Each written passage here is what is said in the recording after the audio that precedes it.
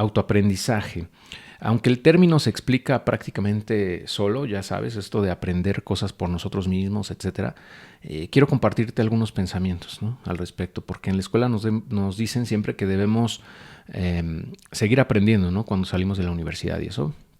Pero en realidad pocas veces se toman el tiempo o toman el esfuerzo de enseñarnos el arte de aprender, porque aprender a aprender es fundamental para crecer personalmente y obtener cada vez mejores resultados en lo que sea que nos propongamos, ¿no? Y no es algo tan difícil realmente, ya que depende mucho de cómo se nos facilite el aprendizaje. Es decir, hay gente que prefiere aprender leyendo, hay gente que prefiere escuchar, otros ver. Pero bueno, realmente no es hasta que pones en práctica la teoría que en verdad empiezas a aprender. O sea como sea que tú prefieras aprender, entre comillas, si no tomas acción, si no ejecutas, si no pones manos a la obra, ese conocimiento, ese aprendizaje se va a ir difuminando, se va a ir desapareciendo o borrando de tu mente con el tiempo. Entonces, tienes que poner en práctica la teoría, ¿ok? Ese es el punto. Y bueno, hay un esquema famoso de William Glasser llamado pirámide del aprendizaje, en donde se indica que los seres humanos aprendemos el 10% de lo que leemos nada más, 20% de lo que oímos, 30% de lo que vemos, 50% de lo que vemos y oímos en conjunto, o sea, vemos y oímos, eso es el 50%. 70% de lo que discutimos con otros, o sea, de lo que hablamos o platicamos con otros, 80% de lo que hacemos y 95% de lo que enseñamos a otros. O sea, realmente entonces, como ves, la forma más efectiva de aprender algo es enseñándolo. O bien, poniéndolo en práctica. Y aunque pienso que esos porcentajes pues varían mucho entre personas realmente, de alguna manera pues nos dan luz, ¿no? Nos dan cierta luz sobre algo fundamental, ¿no? Eso que te digo. Si quieres realmente dominar un tema, tienes que enseñárselo a otros, ¿no? Y yo creo que también es por lo que estoy enseñando esto en este momento, ¿no? Porque quiero tener estos conceptos mucho más claros, mucho más sedimentados en mi cabeza. Entonces es la forma más efectiva de aprender, ¿no? Y bueno, claramente hay personas que como yo prefieren leer un buen libro en vez de echarse el resumen en YouTube, ¿no? Tanto porque lo disfrutan como porque saben que retienen más información en ese formato. Y hay otras que ni de lejos se acercarían a un libro, ¿no? Si tuvieran la oportunidad de aprender lo mismo en un video de YouTube, pues lo harían, ¿no?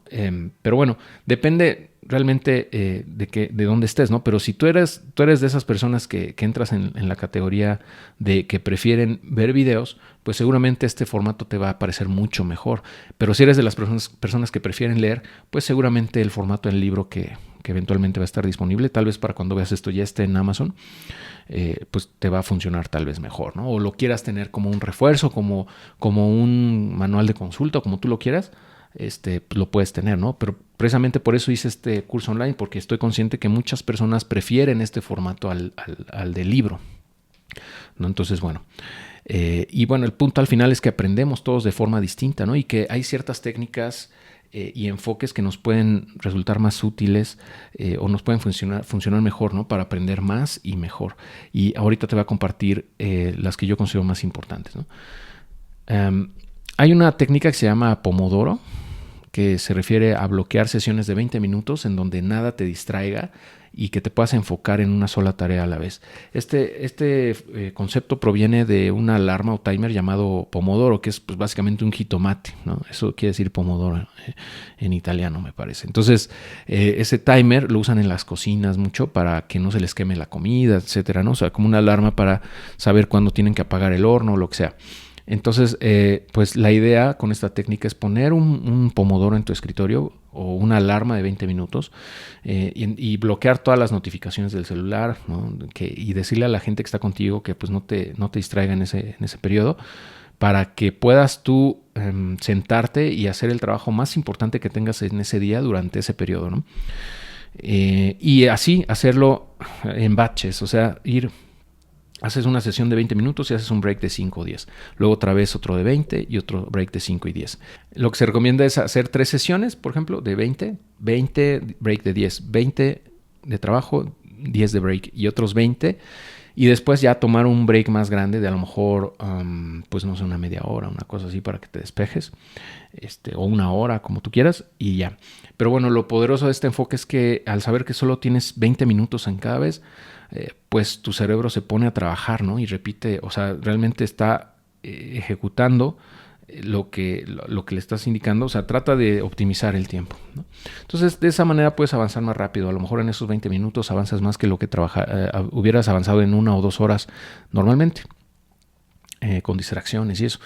Y bueno, después de repetirlo varias veces, lo puedes ir ampliando. O sea, puedes hacer las sesiones de 25, luego de 30, luego de 40, como tú te sientas cómodo, ¿no? Realmente es como mejor te funciona. Esto lo puedes ir tú ajustando para que se acople a tu forma de trabajo, ¿no? Pero bueno, esa es la idea básicamente de este approach.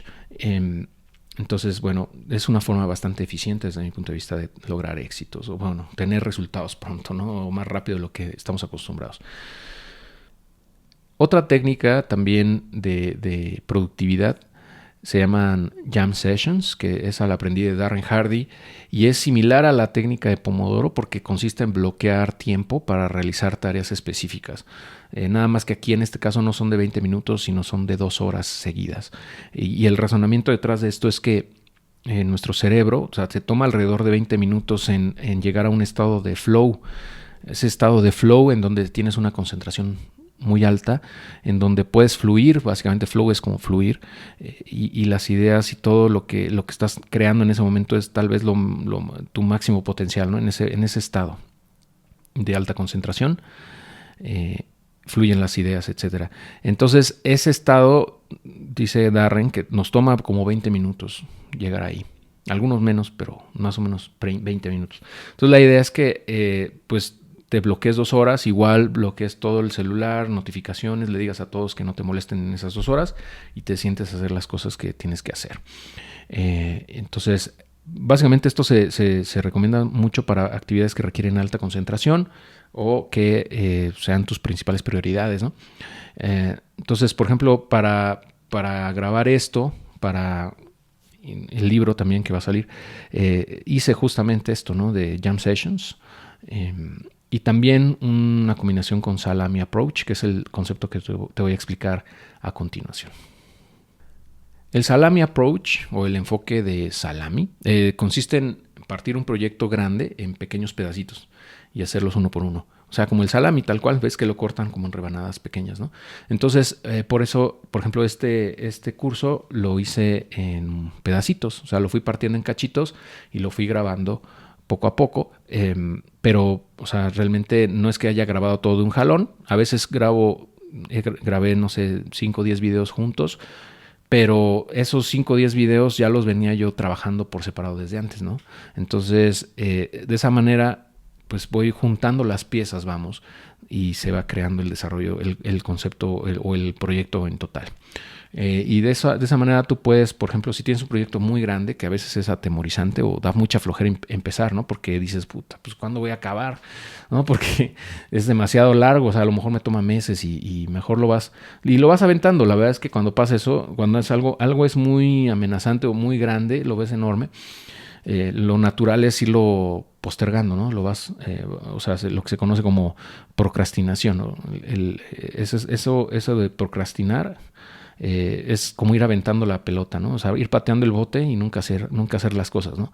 Y pasan los años y no avanzas en esos proyectos que para ti son realmente importantes. Y a mí me ha pasado y me va a seguir pasando, pero la ventaja es que una vez que sabemos esto, pues es más fácil sentarte y rebanar ese proyecto, que es muy intimidante, pues en muchos cachitos que te puedes ir comiendo poco a poco, ¿no? Y bueno, acuérdate que nosotros tendemos a sobreestimar lo que podemos lograr en el corto plazo. O sea, creemos que podemos lograr muchas cosas en el corto plazo, muchas más por lo general de lo que realmente podemos, y subestimamos lo que podemos lograr en el largo plazo. O sea, lo que podemos ir logrando poco a poco a través del tiempo, haciendo un pasito a la vez, ¿no? Cuando volteas para atrás dices, ay, no, pues ya avancé muchísimo. Eso es lo que muchas veces hacemos, o sea, subestimamos lo que podemos lograr en el largo plazo, pero la acción constante, consistente, pasito a pasito, da muchos resultados.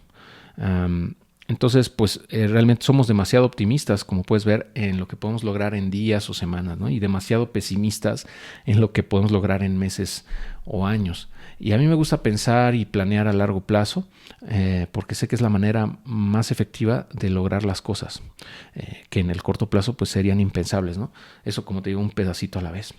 Y pues por eso no es casualidad que las obras más imponentes, más importantes en nuestra historia, o sea, la historia de la humanidad, hayan tomado años, ¿no? Incluso a veces siglos en terminarse.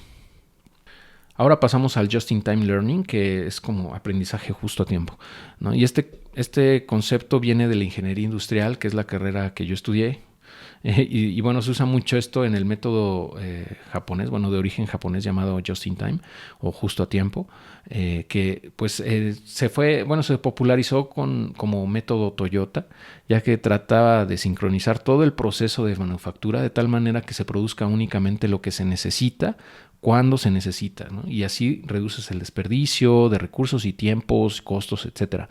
Entonces, esto llevado al método de aprendizaje, esta técnica, pues sería básicamente enfocarnos en aprender solo lo que necesitamos en ese momento para avanzar, para desbloquear ese nivel en el que estamos y avanzar. Para darle pues la vuelta al obstáculo que tengamos enfrente, ¿no? Y nada más. Y de esta manera evitamos el desperdicio de tiempo y esfuerzo que implica pues muchas veces aprender cosas que ni siquiera son necesarias en ese momento. Y de esta forma pues nos volvemos más eficientes, obviamente, porque no estamos aprendiendo basura o cosas que no son basura pero que no necesitamos en ese momento, y nos enfocamos en aprender únicamente lo que necesitamos en ese momento. Entonces, a veces esto también implica, por ejemplo, contratar gente experta en algún tema, o sea, outsourcear el conocimiento, ¿no? También, que a lo mejor, no sé, contratas a un experto en cierto tema para que puedas avanzar más rápido en ese obstáculo que tienes, ya que pues no tienes que aprenderlo todo, no tienes que saberlo todo en realidad, ¿no? Básicamente tienes que saber a quién o buscar la persona que te puede ayudar, ¿no? Realmente cualquier problema que tengamos en la vida puede ser solucionado por otra persona, casi siempre. Entonces hay que también buscar, ¿no?, a nuestro alrededor, levantar la mano, pedir ayuda. Y eso está bien. O sea, mucha gente le da, o sea, como que el ego no lo deja muchas veces pedir ayuda, aceptar que alguien más sabe más que nosotros en algún tema. Y por eso también perdemos mucho tiempo, ¿no? Porque queremos hacerlo todo y luego te das cuenta que pudiste haberlo resuelto a través de alguien más de una forma mucho más sencilla y más rápida, ¿no? Entonces, bueno, nada más para que tengas en mente eso, ¿no? Que no necesariamente tienes que aprenderlo tú, sino puedes contratar a alguien que ya lo sabe y pagarle por su conocimiento. Y bueno, desde mi punto de vista, una mente curiosa normalmente es sinónimo de inteligencia, pero hay que tener mucho cuidado porque hay que evitar, como te digo, querer saberlo todo, especialmente en cosas que alguien más puede hacer por nosotros y a un costo menor de lo que vale nuestro propio tiempo, ¿no? Nada más te lo dejo ahí para que lo tengas presente.